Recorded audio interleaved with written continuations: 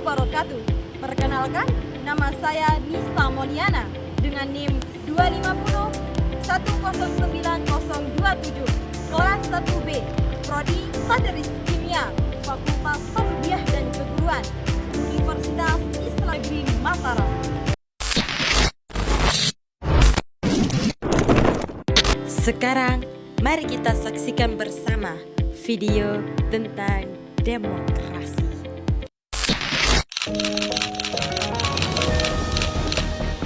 Yusuf Kala menekankan pentingnya keterbukaan informasi di negara demokratis. Publik harus mengetahui apa yang dilakukan pemerintah, baik di pusat maupun di daerah.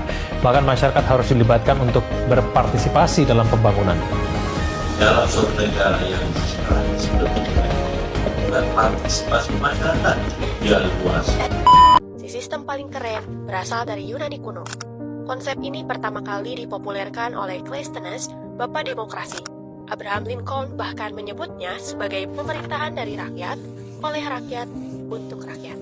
Indonesia punya gaya demokrasi sendiri yang berbasis Pancasila dan Undang-Undang Dasar 1945. Perjalanan demokrasi di Indonesia, demokrasi liberal. Ini zamannya kabinet gampang jatuh. Kekuasaan eksekutif dikontrol oleh parlemen. Tapi sering banget ada konflik politik. Demokrasi terpimpin, Soekarno pegang kendali penuh.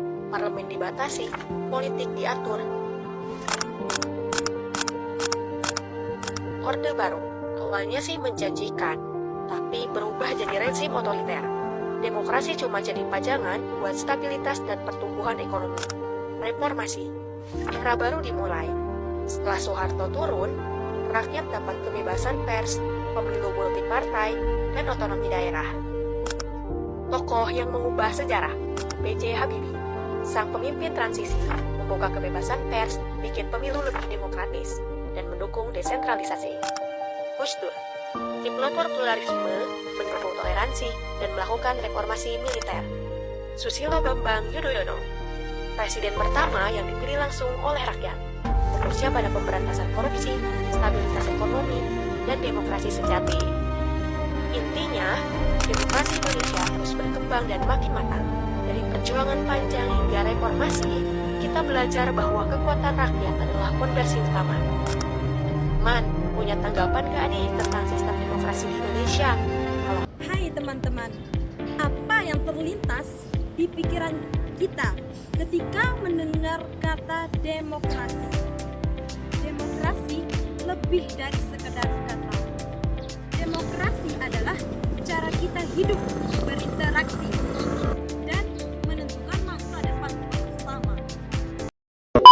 Maraknya aksi demokrasi di depan gedung DPR pada akhir Agustus tahun 2025 menjadi salah satu bentuk nyata dinamika demokrasi di Indonesia. Ribuan mahasiswa, pelajar, buruh, serta warga dari berbagai golongan turun ke jalan untuk menyuarakan penolakan terhadap kenaikan tunjangan anggota DPR, menuntut adanya reformasi lembaga legislatif. Bisa dibilang demo ini menunjukkan bahwa demokrasi Indonesia sedang memporak-porandakan.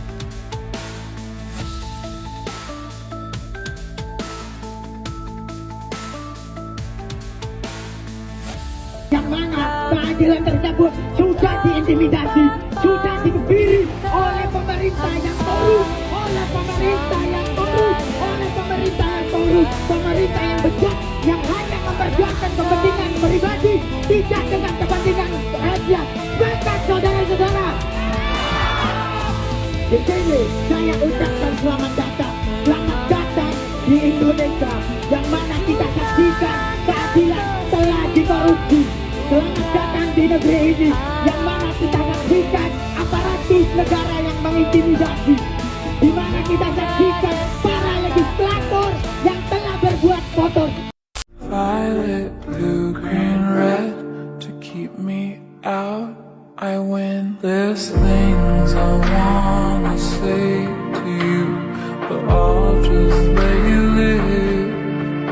Like if you hold me without hurting me, you'll be the first to ever did.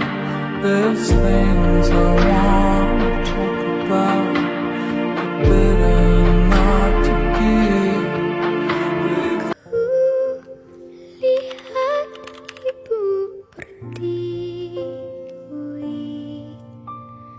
sedang bersusah hati. Ternyata ini yang membuat masyarakat Indonesia tunduk pada kekuasaan. Ketika pemerintah lebih berfokus pada stabilitas politik melalui pembentukan koalisi gemuk, kebijakan yang dihasilkan itu tidak sepenuhnya mencerminkan kebutuhan rakyat. Ia lebih sering mengakomodasi kepentingan partai-partai dalam koalisi demi menjaga keseimbangan kekuasaan. Akibatnya, banyak kebijakan yang mengorbankan kesejahteraan masyarakat demi memenuhi kebutuhan partai-partai yang terlibat dalam pembagian kekuasaan. Dari lidah jiwaku